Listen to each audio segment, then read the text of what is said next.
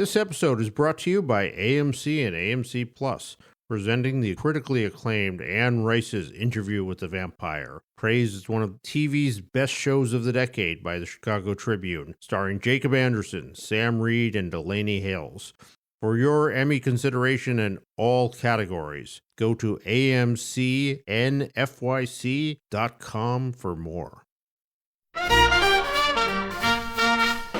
And then when I realized that it starred the Wookiees, who cannot sing or dance or move without knocking something over, and speak. I say, like fat people having orgasms. Trust me, I know.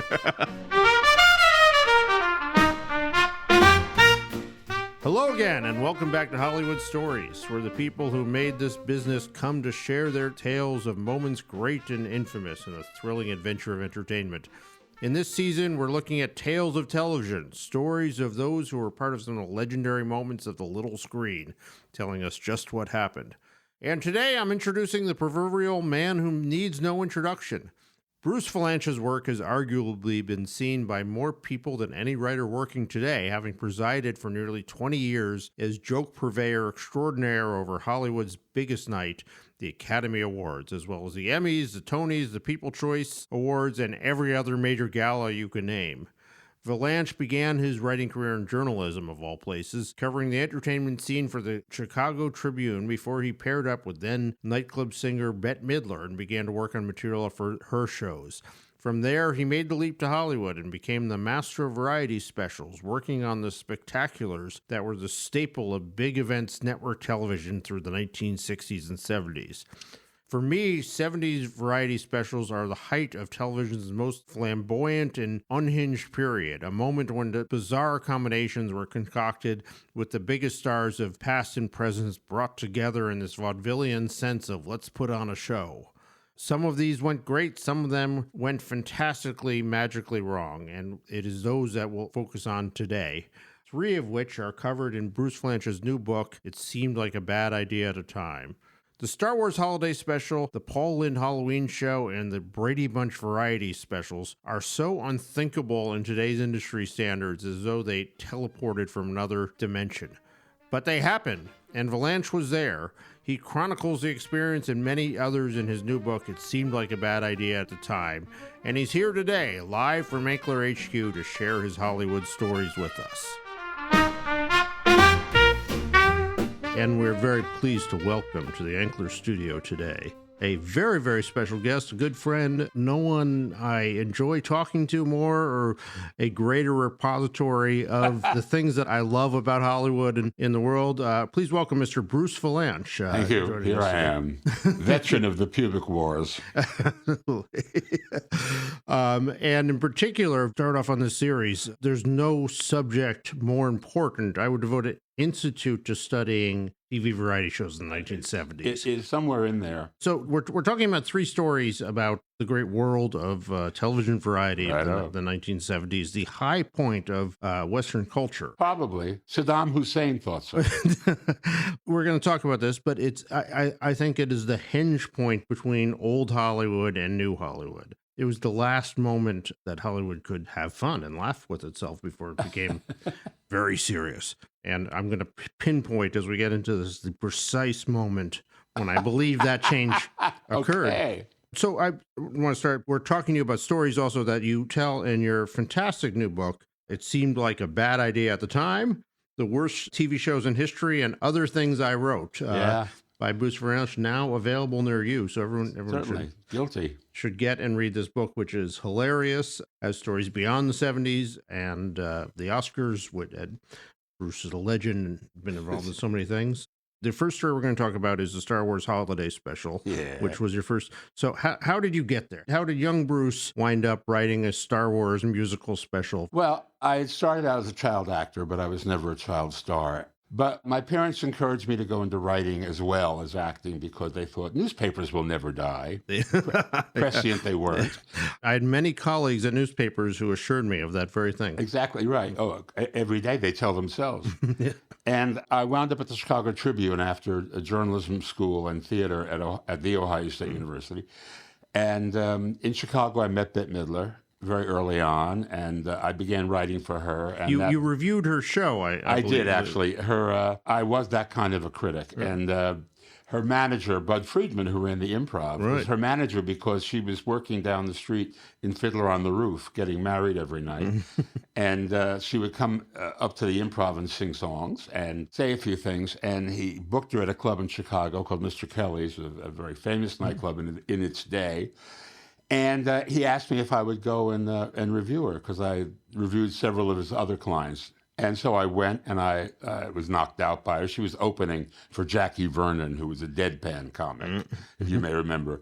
When I was a kid, I was unwanted. Now I'm wanted in 13 states. I mean, that was his act. And the audience, they alternately didn't get her and loved her, and I just thought she was great. So I reviewed her. I called her for an interview, and I did a story on her, and she said, the story's very funny. You're a funny writer. And I said, well, you should talk more on stage. And she said, you got any lines?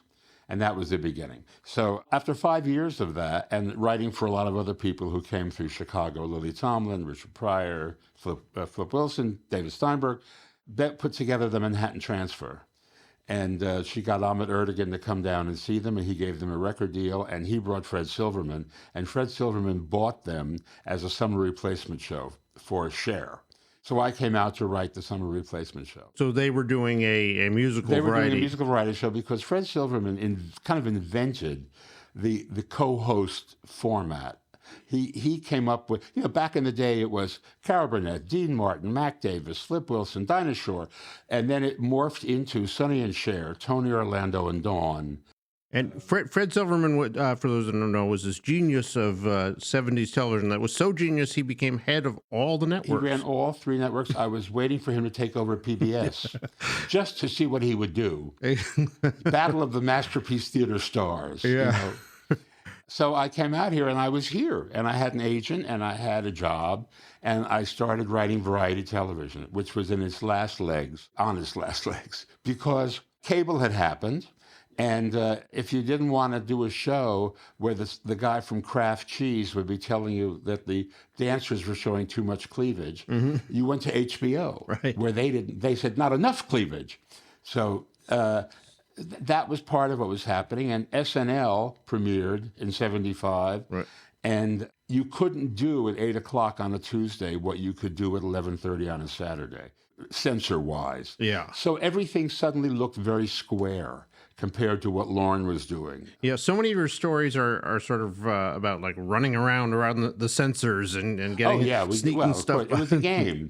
It was a big game. I mean, a lot of the censor things were corporate brand names. I mean, you couldn't say, please Xerox that. You had to say, please photocopy that. Because Xerox is a brand, and also a brand that was not advertising. Right. So my favorite was, you couldn't take a jacuzzi.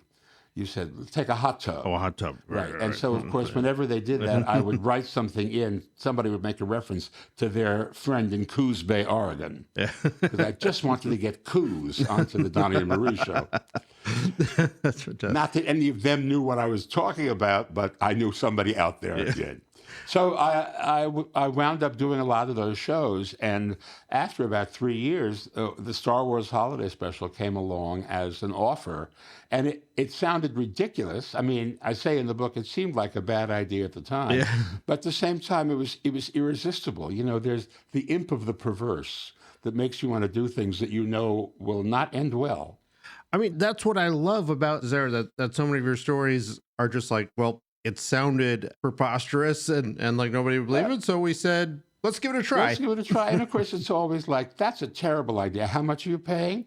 Oh, well, I think I can find a way to make that work. Yeah, exactly. Yeah. How long would you spend on these shows? Generally, it was about a month usually. I mean, it was 4 weeks of writing and prep and then a week of shooting it. That was the general schedule on these things. Star Wars was longer, and it got longer because they fired the director, who was an acolyte of George Lucas's, right, who came, David Akumba, who was a brilliant director, came down from Canada and went back and had a terrific career. But he did not work in the style of the directors. Directors' variety specials were classic TV directors. They sat in the booth and they called the shots. Right. They didn't have much occasion to go on the floor because there was always a comedy consultant who staged the sketches and the choreographer who staged the numbers and the music director who was behind all of that. But David was shooting the thing like it was a movie. He was on the floor, sometimes with a handheld, shooting things. And as a result, everything took forever. And finally, they just said, we're never going to get out of this alive. What's astonishing about the Star Wars Holiday Special, and by the way, happy Life Day to you. And may the 4th be with you. But we think of Star Wars as this thing that is so sort of pristine and guarded, and there are armies watching every mention of it, and every product tie-in is subjected to armies of... Right. But there was this moment where it wasn't. They weren't there then. This was a year and a half after the first one, which we all know now is Episode 4, yes. A New Hope, was released. And George, I think, wanted to stir the pot, and he told me he had 10 stories, and that he was going to make 6 movies, which he did it over a 30-year period. He made the 6 movies. And he sold the 4 stories to other platforms. And this last one that he sold to CBS, he told me he sold it as an original musical, which I thought was very brave. And then when I realized that it starred the Wookiees, who cannot sing or dance or move without knocking something over, and speak, I say like fat people having orgasms. Trust me, I know. I thought, well, there's no hope for this. Also, we couldn't use subtitles because it was 1978, and CBS said, well, nobody will read them.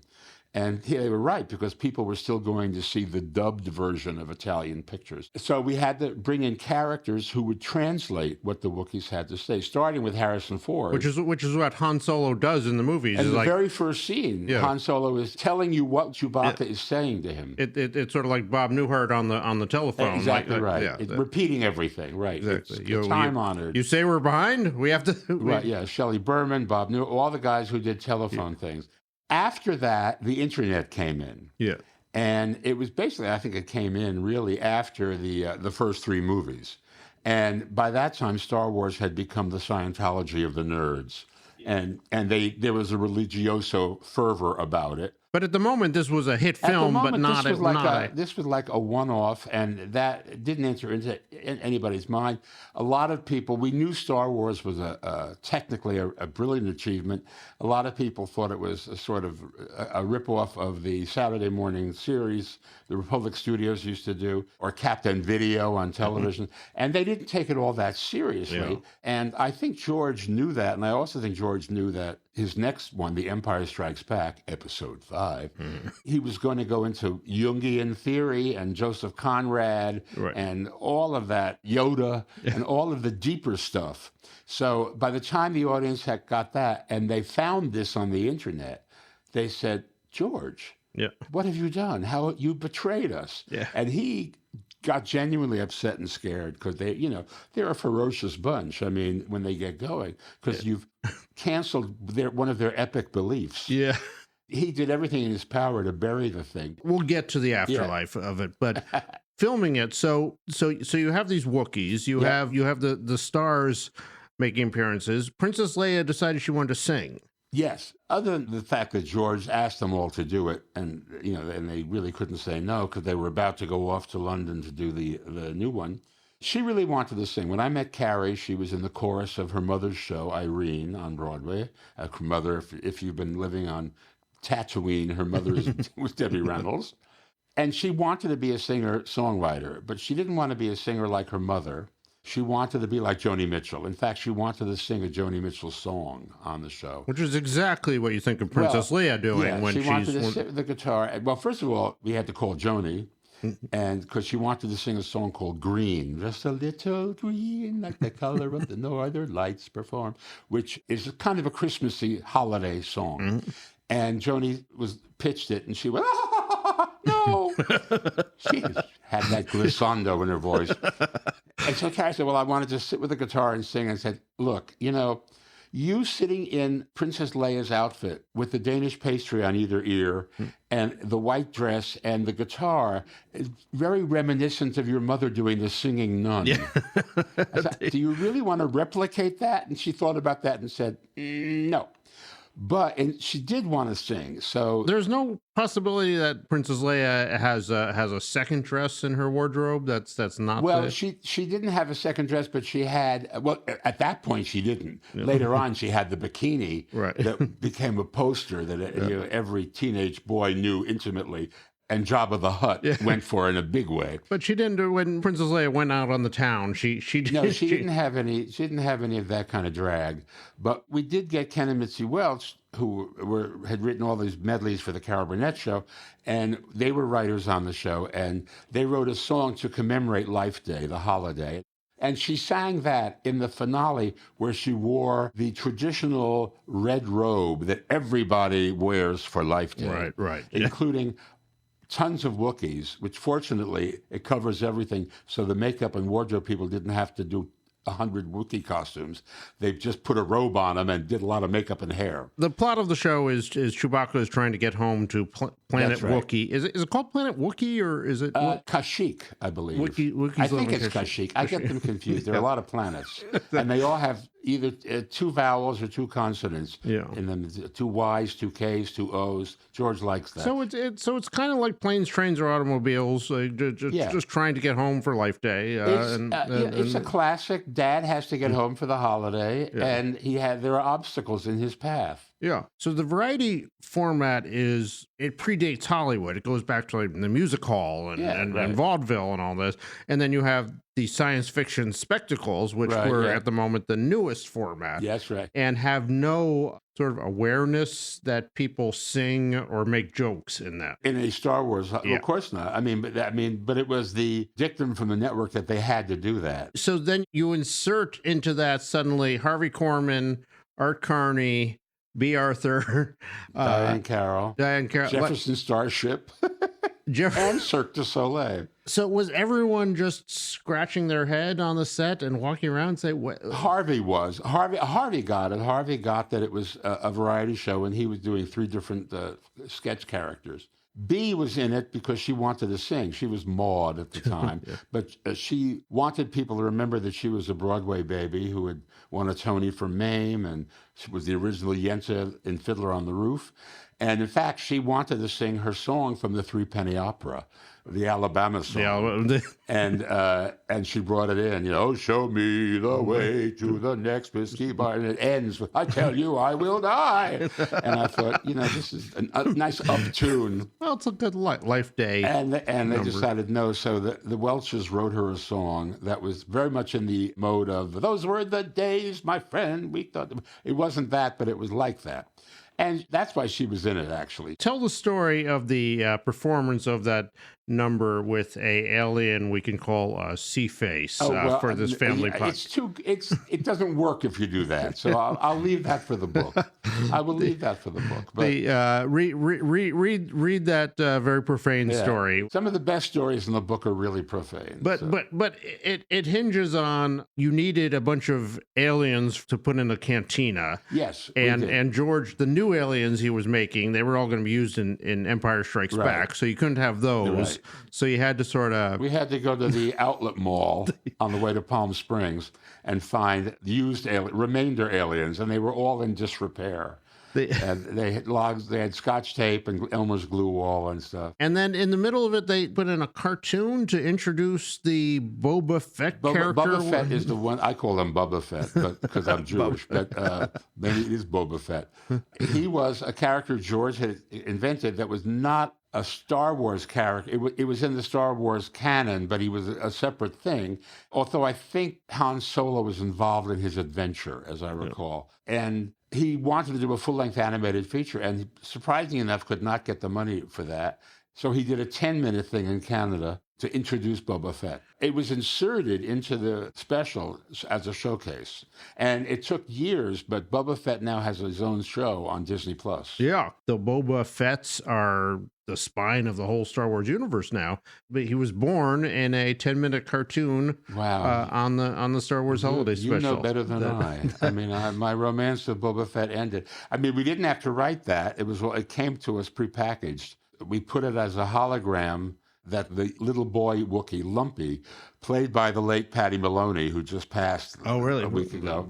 She was the queen of the little people and did a lot of stunt work besides. So she was Lumpy, and Lumpy this is a treasured video that he looks at because Chewbacca's in it, actually. Yeah. So what's amazing also about that occurred to me watching this last night is having introduced Chewbacca's family, Lumpy and Itchy, his father Itchy, and his wife Mala. You know them all. You will never see them again. No. In all of Star Wars. I think, well, listen, I think George wanted to bury all aspects of that. So that show. At what point did George have the moment where he said, what have I got? I don't recall. I mean, we had a meeting with him, and then he went back to Marin. And he was supposed to come back, and I don't think he ever did. I think it may have been when they said they wanted to fire David Akumba.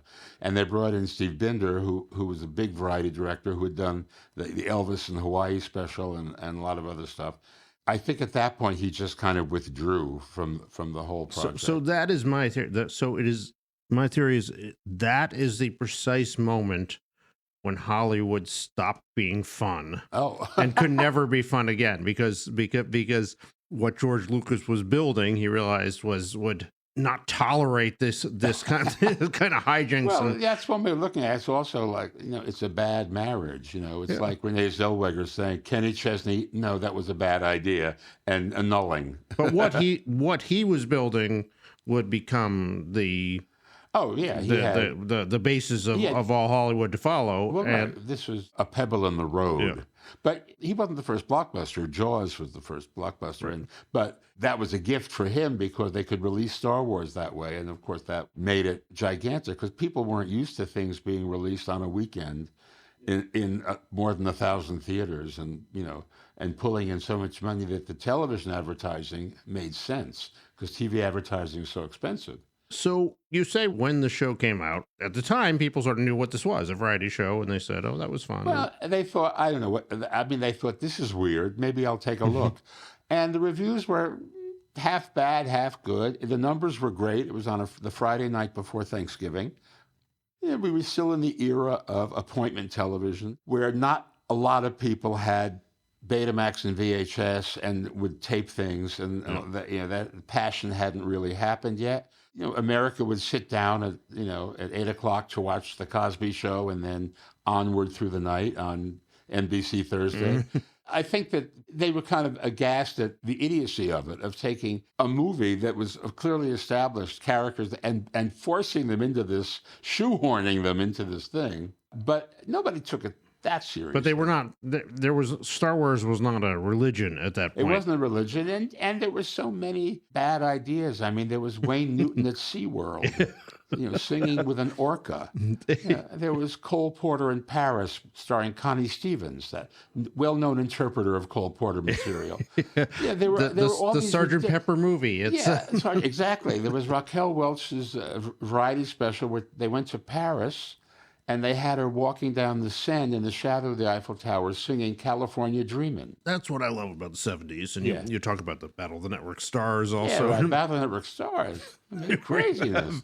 You have these all the stars doing these crazy... Well, you think The Masked Singer is ridiculous. You should check out the Battle of the Network Stars and watch Charlene Tilton struggle with a shot put, And as a young man, I went to a taping of the Battle of the Network Stars at Pepperdine. Oh, my God, Pepperdine, I was out there. Out there with great day of my life. In a tracksuit. Yeah. The magic of this era that it was so just anything was possible. Yeah.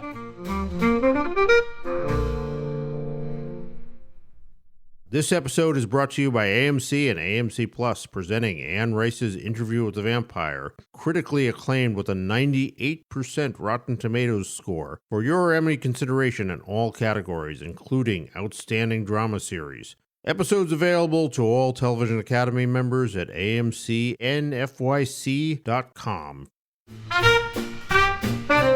I want to move on then to a character that we don't really have in... That curmudgeon character, you had Jack Benny and Oscar Levant and all these people, and then you had Paul Lynde, who occupied such a special. And I just remember that his kind of nastiness was just such a delight. It was, well, because everybody knew somebody like him. They weren't crazy about them, but they knew him. And his whole career was crystallized in his breakout role, which was in Bye Bye Birdie, where he sang "Kids," and he was mad at all of them. And there was a line of dialogue in the song where he says, "I don't get any respect." And his son says, "I respect you, Daddy." And he says, "Who wants respect from a 10-year-old?" And that was his whole thing. It was like, yeah, nothing is good enough. And he was that negative character who wouldn't give you a loan or who always was stuck in the stand. He was either the sidekick or he was a plot point, like he wouldn't give Doris Day the apartment that she was trying to get, that kind of thing. And then ultimately invented the seat that you would later occupy yourself. Yeah, because what was discovered was he was brilliant coming in with a one-line, the center square of Hollywood Square. Yeah, Hollywood Square is the perfect spot for that. And it made him rich and famous. I know a fellow whose voicemail is Paul Lynde saying, "Shut up, McLean," which is my favorite. Every time I see McLean Stevenson, I think that's funny. So of course you have this fellow who is like the famous curmudgeon sort of bad spirit. So a fun holiday variety musical. Well, he'd had two different shots at a sitcom, and they both opened very big, and the audience dropped off because he wasn't this essential character that you cared about. No. I can compare it to another show called Phyllis, which was Cloris Leachman doing a character you didn't care about on Mary Tyler Moore's show, and it opened huge and dropped quickly because the audience doesn't want to tune in every week to see the adventures of that person. And so they rewarded Paul with a spot on Donnie and Marie for a lot of money and a series of specials, because on a special he can come and he can kind of host it and then take a back seat to the other people and work with them. But after the first special, they said, well, we think you need to have themes to bring people back. And Halloween was perfect because he was already a witch. He was on Bewitched. He was Uncle Arthur. He was the gunkle, the gay uncle witch. And so that was, and he loved that idea because he hated Halloween because he was a fat kid. And that was his monologue at the beginning of the show. Yeah, that's very touching what you say. He said, I was fat. I didn't fit anything. My mother gave me a costume she made out of the shower curtain. She had to let it out. It was back. And were people surprised that Paul had showing this human side? I don't think so. I think it was so weird. I mean, first of all, it was the Halloween thing, and it had this bizarre cast. But in those days, you did broadcasting, not narrowcasting. You had to do something to appeal to every demographic. So we had a country music hoedown in there. We had Tim Conway, and we had Florence Henderson, and Paul played the Rhinestone Trucker, because trucking was huge. 10-4. With Pinky Tuscadero. Smoky Town. Was it Pinky Tuscadero? With Ross Kelly, who played Pinky Tuscadero, Fonzie's girlfriend. And he and Tim Conway they were both in love with her. But we also had witches. We had Margaret Hamilton as the Wicked Witch of the West, and Billy Hayes as Witchy Pooh, and of course Kiss. Yeah. And we had Kiss. Well, they had the #1 record that week, and they were huge. They'd never done television, but that wasn't why we got them. We got them because the producers looked and said, they're already in costume. Right. They look like Halloween. They look like they're made up. They had never heard any of their music. They look like Halloween. Bring them in. And then they play their one sort of ballad. Beth, I hear you calling. Yeah. And the guy, Peter Criss, was sitting at the piano in the full Kiss makeup singing Beth to his girlfriend, or I said, unless there's a guy named Beth somewhere that he was singing to.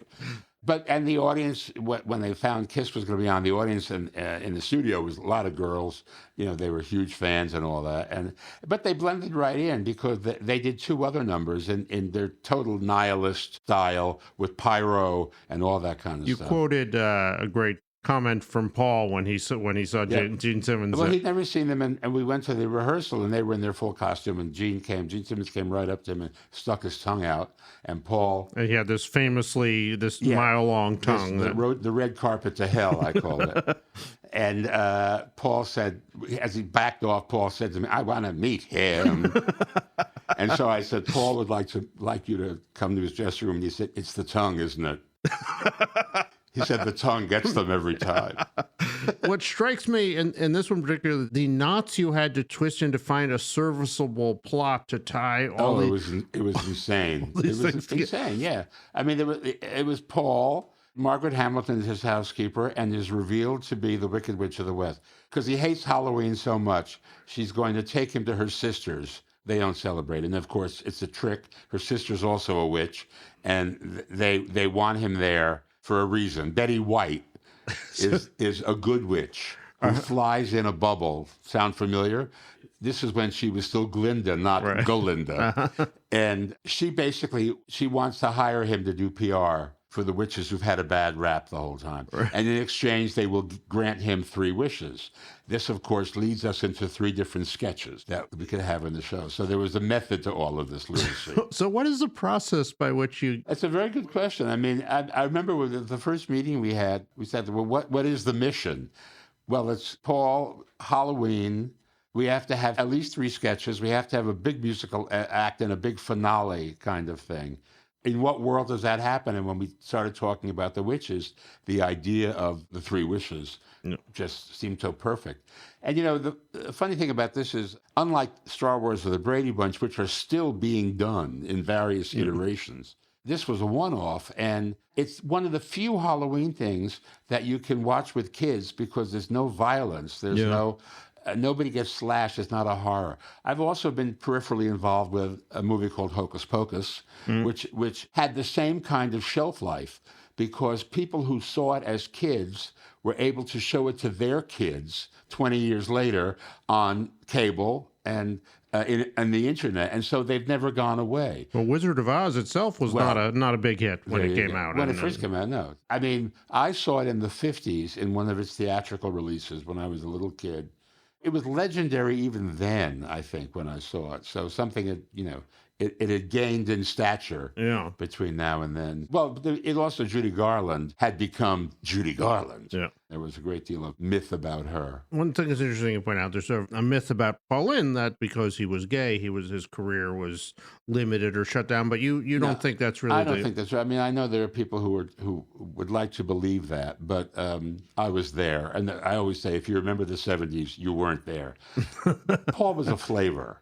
He couldn't be anything but Paul Lynde. He came up on Broadway with Woody Allen and Mel Brooks, who became movie stars, and he resented that. But they became movie stars because they were schnooky, nebbishy characters that the audience enjoyed, and they were very funny, but they had a little bit of range. Or even if they didn't, what they did was genuinely funny and likable. And Paul's whole being was unlikable, which was difficult to build a central thing around. And I think that was the reason why he couldn't expand beyond it. I mean, it wasn't because he was gay, because nobody was out back then except for professional homosexuals who were outing homosexual professionals. The public, was that even a subtext that he was gay? We always thought that people who would get it would laugh, and people who it would go over their heads and they wouldn't care. They would just think he was funny. Some of the jokes on Hollywood Squares, yeah, I mean, he's all... Exactly. And one summer we toured in a variety show live with Paul as the host, and Roz Kelly was in it, Mimi Hines, a couple of other acts. And we played theaters in the round all over the place. And in each theater Paul would come out in a gold lame caftan, smoking a cigarette, and take questions from the audience. And in every market, we didn't plant her at all. At every market, some woman would say, "Are you married?" And Paul would look at her and say, "Lady, do you live in a cave?" And it was always a huge laugh, which meant that, of course, he's not. Everybody knows, you know, he's the gunkle. He's the gay guy in the family nobody talks about. He's the confirmed bachelor that we kept hearing about in those days. One thing you say in the book is how amazed he would be that we're talking about him today. My joke is, if Paul knew that we were still talking about him 40 years after he died, he would spin in Liberace's grave. That he just had no sense that... He never thought he would have a legacy or anything. He was not a happy guy. He was a very bitter guy. He was very wealthy. I mean, he had made a lot of money, he had a gorgeous house and a lot of art that he collected. he would be bigger than Everett Edward Horton or Franklin Pangborn or any of those guys in movies who were playing the gay sidekick. But he never anticipated it would be this. Of course, he never anticipated he would die as young as he did. No. So, How old was he? I think he was 50. 50? Oh, wow. I think it was just about 50. Great talent. Love him. Oh, yeah. He was great on one drink. He was hilarious. Even at Squares, I mean, they would give him a drink, but two, he would kind of cross over into the Nazi high command. It would be, yeah. Well, let's move on to the third story here. Yeah. The Brady Bunch Variety Brady Bunch Variety Hour. Right. Fred Silverman rises again. And so Fred Silverman has an idea that basically we should do a Partridge Family hour, right. But the Partridge Family wasn't. They were actually in their sitcom. They were a family professional singers with Shirley Jones and David Cassidy, and they lived in a bus. They went around the country, and he thought it was natural to host a variety. They didn't want to do it, so the Brady Bunch shared the hour with them on Fridays. Which was a bigger show when it originally aired? That's a very good question. That's like. Which was bigger, Punky Brewster or Silver Spoons? Good question. They were both opposite 60 Minutes, so they didn't have to be that big. They were big enough to carry the hour, and people who did them never had to work again because they made a lot of money. But I think the Bradys and the Partridges, I don't even forget, one was 8 o'clock, one was 8:30, and I forget which was the Power. They had about the same number, I think, which is why they stayed programmed like that. And he looked at the Brady Bunch because, he had that host thing going. Right. And the Brady kids had an act that they would tour. They would do state fairs. And you said Greg and Marsha were actually Greg and Marsha were talented, and the other kids kind of, had spirit. Yeah. Based on that and the fact that Florence was a big Broadway star and Vegas and, all of that, he thought that could make it work. He never took Robert Reed into account. He didn't tell anybody that's what he wanted. They said, we're picking up the Brady Bunch, but it's going to be an hour instead of, and everybody danced around like that because it meant more money. And then they discovered when it was too late that it was a variety hour. We talked about the premise of the Paul Lynde show. Right. The premise of this is even more kind of hallucinogenic. Well, this is based on the old Jack Benny show, where Jack Benny played Jack Benny, and he had a home life. And every week he went into the studio and did a TV show. And he had a guest star. And the notable one is Marilyn Monroe. He had everybody. And that was the idea. He had his core family group and then the guest stars. And they would do the sketches on the television show. And that was the idea here. The Brady Bunch, by the hand of some angry god, had become the host of their own television variety show. And they were now in Hollywood. The Brady Bunch, who on the Brady Bunch was a suburban family whose father was an architect. And I'll get to that because I used that. They had a swell house at the beach in Malibu with a gigantic swimming pool, which is odd because they also had the Pacific Ocean on the other side of the house. And they lived there, and they would go into town and do their variety show. And they had various guests. In the pilot, we had Farrah Fawcett and Lee Majors, who were a couple at the time, and Donnie Marie made a cameo appearance. The biggest couple in the world. They were huge, exactly. And we were shooting the pilot, and Farrah's squad turned on the hair burner. The lights went out in the studio. They blew every fuse. I don't know. She had some industrial strength blow dryer or something. Amazing. But they were lovely. I mean, she was great. They played along. I think Tony Randall was on the pilot as well. That was the idea. And nobody told them that what that meant was they'd come in on Monday and be handed a whole pile of music to learn and a script to learn. And they would have to spend the week in dance rehearsals and, all of that kind of stuff because they had shot the Brady Bunch like a movie. Yeah. It was one camera on a set, no audience. Well, they were going to work for a live audience. And this was all like, huh? Yeah. And they all pitched into it. And Robert, I must say, at the beginning, I think he was a little daunted. He had a lot of range. He had been nominated for an Emmy for playing what they used to call a cross-dresser, transvestite, on Medical Center. Yeah. And he was the villain on Rich Man, Poor Man. Yeah, he was a very good actor. But this was not in his wheelhouse. And I said to him, Mike Brady is an architect, and you're playing Mike Brady. And so if you screw up, it's okay because it's Mike Brady screwing up. And you can play that. He said, that's right, I can play that. And so that made it a much easier. But of course, we made it easier if we made him very ridiculous. Like I put him in Carmen Miranda drag. So somehow the Bradys of Van Nuys end up as TV stars, living in Malibu in a house, and the architect father is doing a Carmen Miranda impersonation. Right, yes. For the finale, there was some kind of Fiesta in Rio finale, and he was in Carmen Miranda drag. And at the time, I didn't hear about it, but years later, when the Paramount got the rights to the show back, and they made the Brady movies, which were basically parodies of the Brady Bunch. They put them on Nick at Night, and they put the Brady Bunch Variety Hour on Nick at Night because there was a lot of Brady excitement.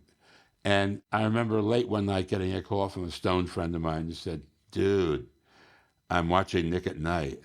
And there's a guy, and he's in Carmen Miranda drag, and it's the dad from the Brady Bunch. And your name is on the show. Dude, what the fuck? What? So I had to painstakingly explain how this all happened. This is long before I thought there was a book in it. But it did. We talk about which was more popular, the Bradys or the Partridges, but in the long run, the Bradys is far more popular. Well, because they never said no. I mean, when the rights reverted back to Sherwood and Lloyd Schwartz, they did the Brady Brides, the Brady Kids. There was an animated series. They just kept going. Partridge Family, I don't know what the ownership was, but they just kind of stopped. And the life of those reruns, like Gilligan's Island, turn on MeTV now, and you will see it'll be Brady Saturday. You know, they continually go for it. It doesn't stop. A couple of years ago, they took the house that was the exterior, and they turned... I was on it. They did a very Brady renovation on House and Garden. They bought the house, and they redid it to look exactly like the Brady house. And I did an episode where I came in, and we recreated the Carmen Miranda thing with me and Barry. In the living room, the unfinished living room. We were, it was ridiculous. But I had fun running around doing coochie coochie with my Charo impression. So again, just kind of to bring it all full circle, it all just sounds like so much fun. Like you're in a way that Hollywood can never be now. Well, as I said, people who say they were there weren't. They don't remember it. But I always point out that a lot of these things were conceived in clouds of smoke because a lot of people were baked part of the time. Yeah. And I got a review on the book that said, Vilanch admits to copious drug abuse. I said, not copious. I did much less than most other people. I did all the ones I was supposed to do. Light to moderate. Well, light to moderate. But now, I used to joke to Carrie Fisher, and I snorted the Sweet and Low in the cafeteria. I didn't. Carrie had a whole other trip going on. But I did, the regulation amount of partying. So that informs a lot of the decisions that were made. I mean, I don't know if Fred Silverman ever did any of that, but he did greenlight Pink Lady and Jeff. Yeah. Which was, if you don't know who Pink Lady were, if you've ever seen the movie Mothra, Japanese horror film, there were two kind of geisha girls, and they sing to a gigantic monster moth, atomic monster, and who flies over and flaps his wings, and Osaka goes down. And the Mothra, they're singing. So Pink Lady was a modern iteration of those two girls, and they were a huge act in Japan. And he paired them with Jeff Altman, who was a very physical comic. And they were both fish out of water, and it was the weirdest combination. Obviously, it didn't take her. You would remember it. Incredible that this genre. One of my favorites is every network would do these specials every year to introduce their fall lineup. Oh, absolutely. I wrote some of those, yeah. I did one with Angela Lansbury as Jessica Fletcher introducing the fall season, solving the mystery of what are you going to watch this fall. She did not get to do a number because she had gotten to the point where she knew she didn't have to. So she would do it. There was a real reason to do it. This was not enough of a reason. Okay. The book is It Seemed Like a Bad Idea at the Time. Yep. The Worst TV Shows in History and Other Things I Wrote by the great, legendary Bruce Vilanch. Thank you. Wow, thank you. A treat to be here. Thank you so much for joining us here at the Ankler Studios. We'll see you soon. So that was the legendary Bruce Vilanch, who has seen it all and tells stories better than anyone. And boy, does he have amazing stories to tell. Thank you so much for listening. Thank you for joining us here on Hollywood Stories, and join us again next week when we will have another amazing tale of Hollywood and television.